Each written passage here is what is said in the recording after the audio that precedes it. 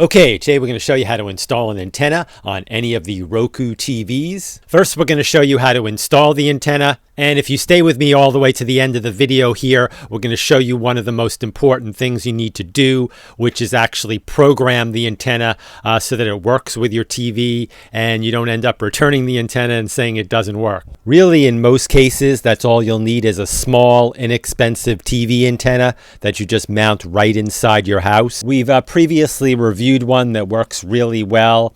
We will put a link down in our description box to this exact model if you'd like to try it. To install it, you just plug it into the antenna jack on your TV.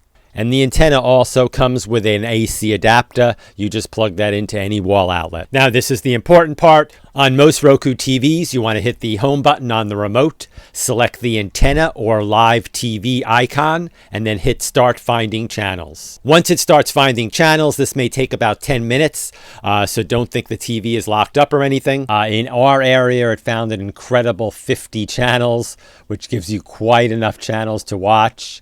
And as you flip through the channels, once you've installed this, you'll see the quality is high def, and there'll be a lot more channels than you ever expected.